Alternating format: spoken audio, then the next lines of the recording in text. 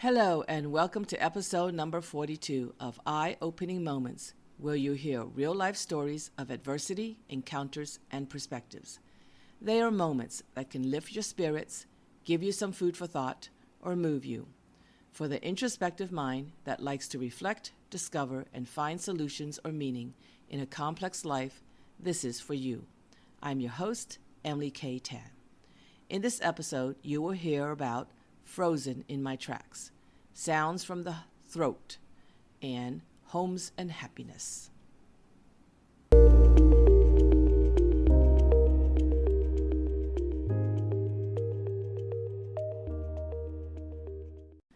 A moment of adversity called Frozen in My Tracks.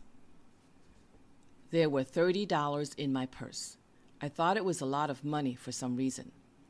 For the 14-year-old me, it was, since I was not yet working, but somehow accumulated that much from the kindness of others. Delighted to have that much, I folded the three $10 bills in my maroon-colored clutch purse and zipped them up in the inner pocket of my purse. Mom said she would be taking my older sister and me out to lunch, and perhaps we'd go shopping. Excited that I had money to spend, my purse, which was full of money, was ready to go. The three of us went to a restaurant away from our suburban neighborhood. Mom said it was a place with the tastiest steak sandwiches in the city. We went, and indeed, we each enjoyed a juicy steak sandwich, fries, and a Coke. After filling our tummies in satisfaction, we began walking back to the car. As I was walking with my maroon clutch purse, suddenly a child dashed over and grabbed my purse from behind me and ran away at lightning speed. I watched him run away so fast. The little kid looked like a marathon runner. He was so fast. I was shocked, with my heart pounding in fear. In the next moment, Mom yelled in a reprimanding way, "Why don't you go chase after him?" I quickly realized I was frozen in my tracks. I couldn't move. It was as if my shoes were glued to the cement beneath me. "Go!" screamed Mom. Still frozen, I could not move. Then Mom and my sister started walking, and seconds later, I seemed to snap out of it as I followed them towards the car.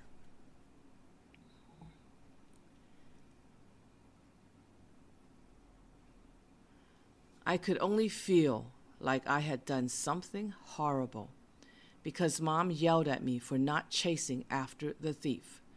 No one seemed to care that I lost the $30 that took me so long to save, as no one mentioned anything about it. No one seemed to realize that I was frozen, in shock to move. I felt even worse with Mom yelling at me in public, while there were a couple of spectators on the sidewalk passing by. I guess I ruined Mom's day because we didn't go shopping afterwards. She just drove back home in silence. I had nothing to say about my immovable feet. All I could think of was what a horrible thing had happened to me.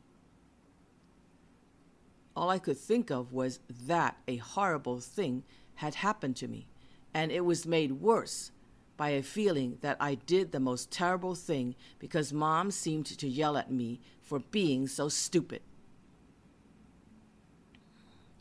Whatever happened after that incident, I don't remember. But from that day forward, my relationship with purses changed forever. If I could help it, I wouldn't carry a purse. I would have jackets or pants with pockets to hold money and keys. If I had to take a bag, it would be a backpack, fanny pack, or a crossbody bag. Though the incident occurred many years ago, I still have the steady and consistent habit of wearing crossbody bags or backpacks most of the time. If I didn't, I would tightly take hold of the straps of my purse. I have long since gotten rid of all my clutch purses and would never carry another one. It's incredible how an incident that occurred for only a few moments could forever alter your behavior. As I have heard, we are a product of our experiences. As horrifying as the experience was for teenage me, more heartbreaking was to know that my family was once more not there to help me or comfort me in times of adversity. However, because of the absence of family support throughout my life, I have learned to be the survivor I am. I will stand up for myself, help myself, and continue to practice being the bamboo that sways and bends, but always stands back up. I persevere and refuse to fall. I am the bamboo that came into being because I have no loving family.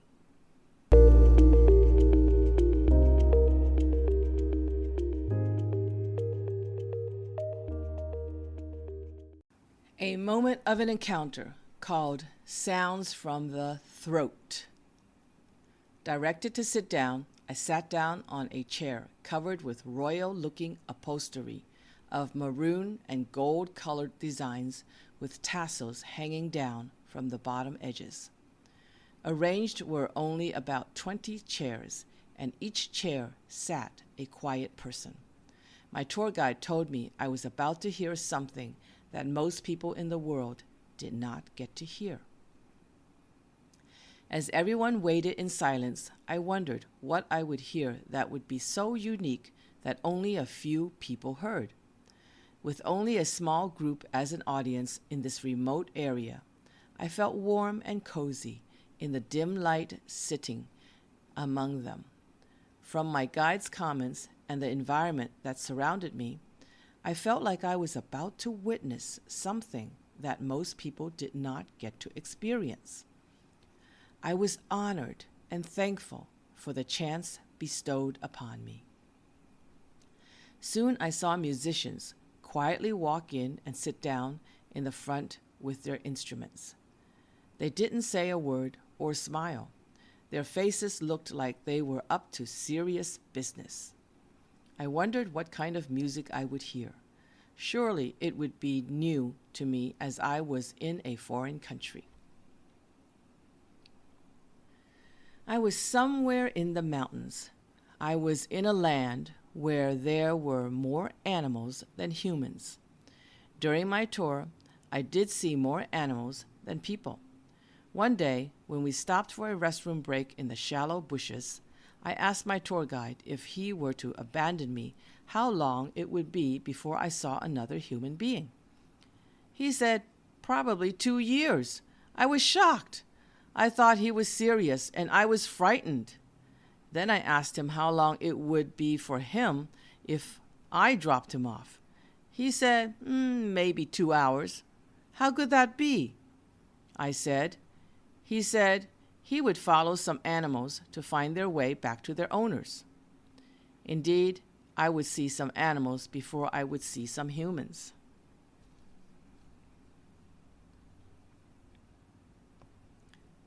I digress.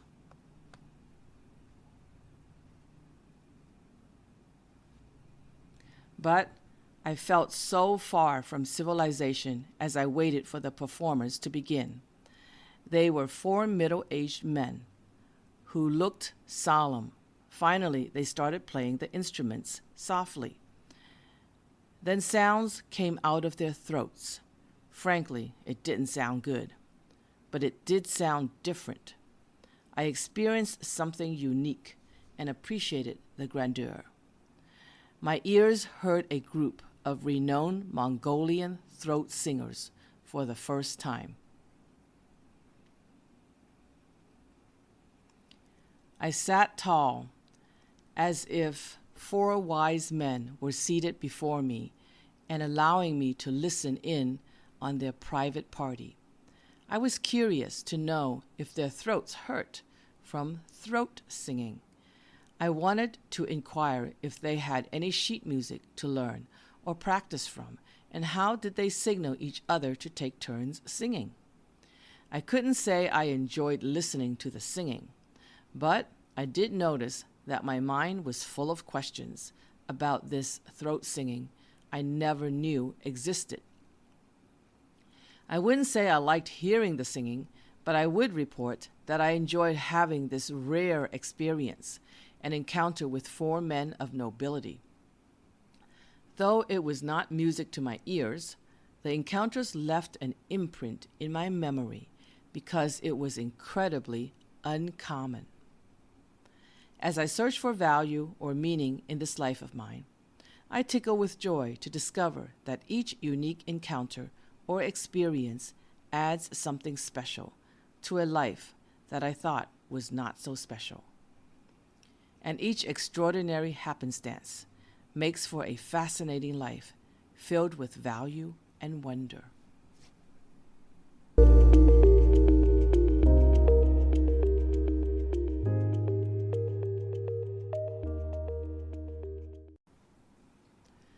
A moment of a perspective called Homes and Happiness.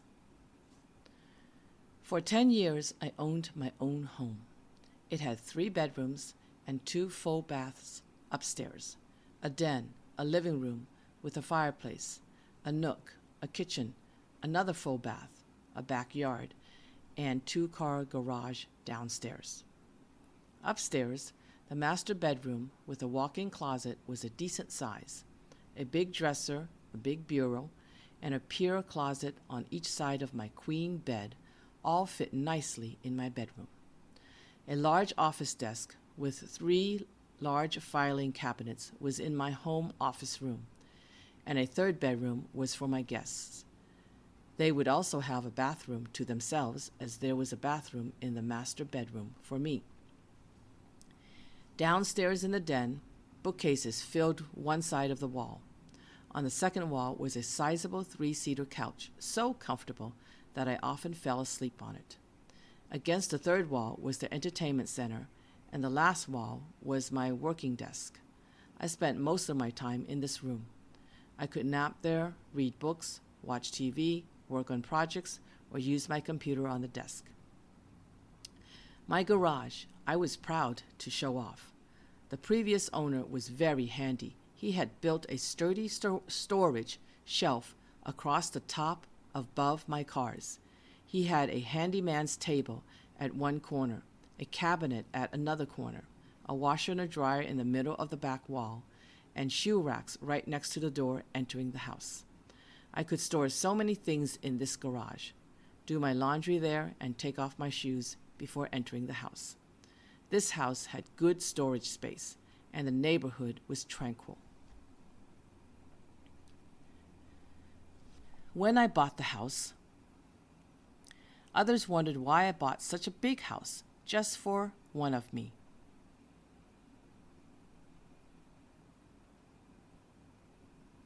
But I had plans in mind. The plan was that it would be my very own house, and no one could kick me out. No one could say I didn't belong in it. When I would get remarried, he would have to move in. That way, I could not be kicked out. If something went wrong, he would have to move out, and I would still have my very own home. Why did I have such thoughts?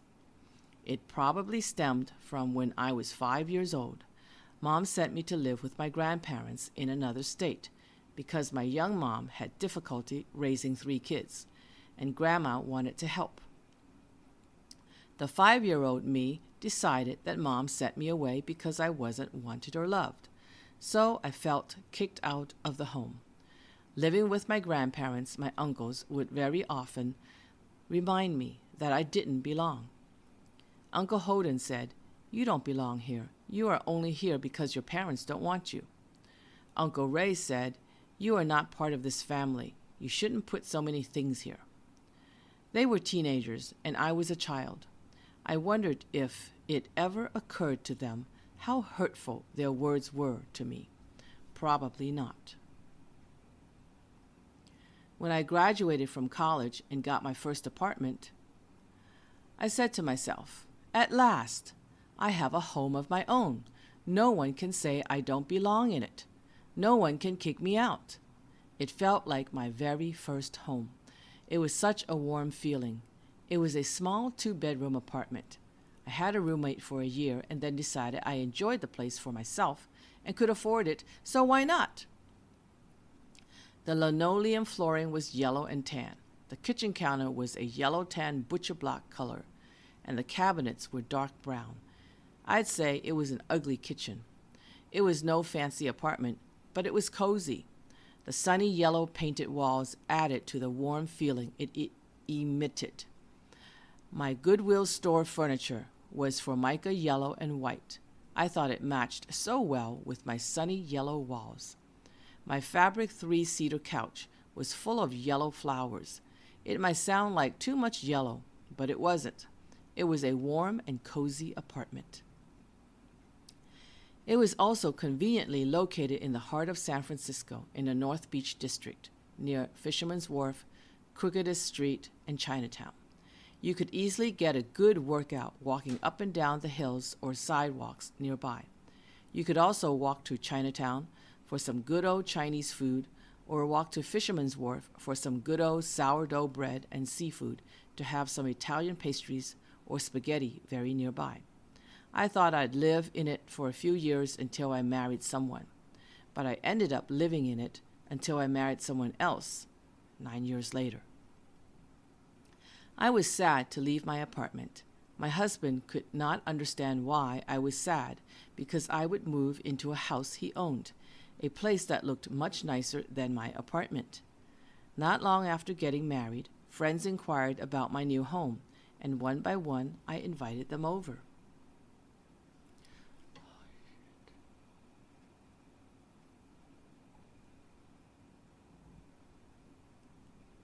One time, I invited my friend Bessie to come over after work, and she only visited for a short while. But when my husband discovered that I had invited a friend over without first telling him, he was infuriated.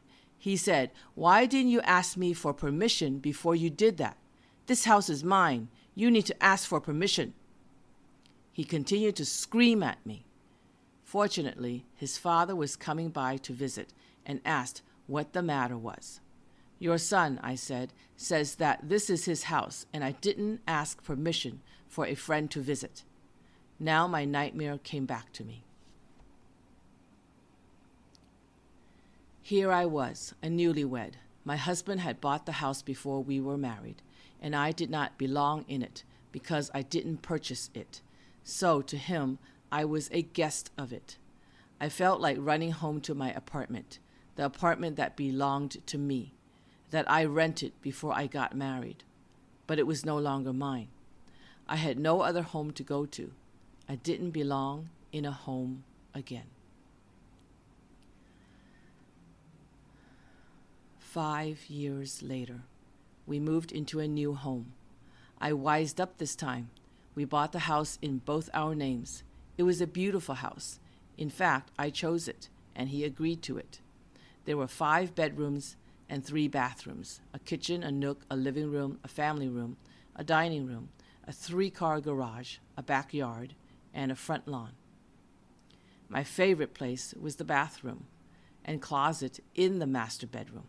The closet was a walk-in closet the size of a small bedroom. It could fit all my clothes, coats, and shoes in it, and I had a lot. Next to the closet was the bathroom that was the size of a medium-sized bedroom. It had a bathtub and a separate shower with a bench to sit down if you wish.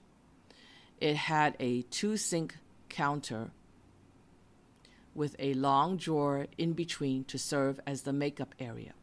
The bathroom was so big that sometimes I'd play music in there and dance around.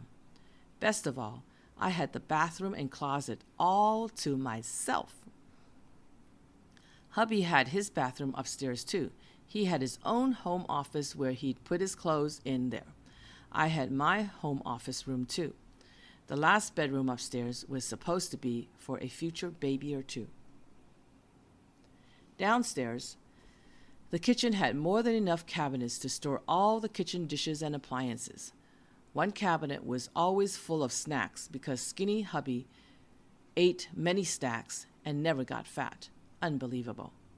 Though we had a 3-car garage, hubby had 2 cars parked outside, which we usually used, and one inside.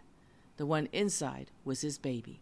It was just a regular Toyota Camry, but he just seemed to love it more than the other cars. Anyway, his tools for fixing cars and other things filled the spaces in the garage.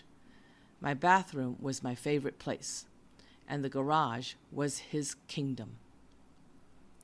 As big and beautiful as this house was, the day came when we got a divorce. He assumed and led me to believe that the house was his because he made more money than me to buy me out. The house, material things, were more important to him. My freedom from him was more important to me. So we each got what we wanted most. Still, fortunately, I could buy a house of my own. As mentioned earlier, having a home of my own was very important because it meant that no one could kick me out or say I didn't belong in it. I thought I would stay in it forever, but fate wouldn't have it. I had quit my stable job, went into business, and failed miserably. I sold my house on a short sale and had to empty its contents that accumulated many years of things. Since I had decided to move out of the country, I needed to get rid of many things. The process of getting rid of things was heart-wrenching. I had accumulated so many things over the years. I didn't throw out anything unless it was broken, torn, stained, or irreparable. Knowing how difficult it would be for me, I asked a friend to help me decide which clothes to donate and which to keep. I asked another friend to help me decide what to do with my other things. It was painful. It was sad because it felt like throwing money away in the garbage can. I had worked hard. I had worked for years to be able to buy all the possessions I had. It was also like throwing away my accomplishments. It seemed like it took so long to rid things because it was so unenjoyable. Then there were the pictures, the memorabilia. What was I supposed to do with them? I did not need them abroad, but they were meaningful treasures. I kept some things in storage, and perhaps money was wasted by paying for storage to keep them. With some stuff in storage, I left the USA with 2 suitcases and 1 carry-on luggage, as that was all that was allowed for free when traveling.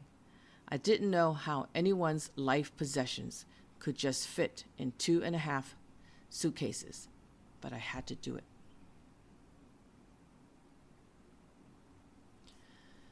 Upon arriving in another country, I quickly began work and was engrossed in hectic work and social life. I soon discovered that I could live without most of the material possessions I had. I didn't even miss them. I had a hard time letting go and felt sad about letting go of them just months before. Looking at the studio room I lived in, I could see my whole place sitting in one spot. That means it was a small place. But it didn't need to be any larger because I had everything I needed there. And I didn't need all the things I had before. Life was a lot simpler with fewer things. Interestingly, I enjoyed a happy existence in the tiny studio room for the most part. Everything I needed was within reach in a matter of seconds. Everything that was there was needed. There was no wasted space. It was a square room. There was a rug at the center of the room, and on one side was a couch. In front of my sofa and rug was my big desktop that served to be like a TV. To the upper left corner of all this was my bed. To the bottom left of all this was my closet. There's even space to prance around, so it wasn't cramped or anything. I so loved this design and even miss it now. What I loved most was the wall next to the bed. It was all windows, so that natural light would fill the room with warmth during the day. That was all I needed in this one-room place I called home. I lived with relatives who told me I didn't belong. I lived with a husband in a house, and he told me I was a guest. I lived in my own big house, a small apartment, and a studio room alone. Whether a home is big, medium, or small, it didn't matter. What mattered was if I belonged in them. The house that was all mine, the apartment I rented, and the studio room I rented were mine, and I was happy where I belonged, where I felt at home.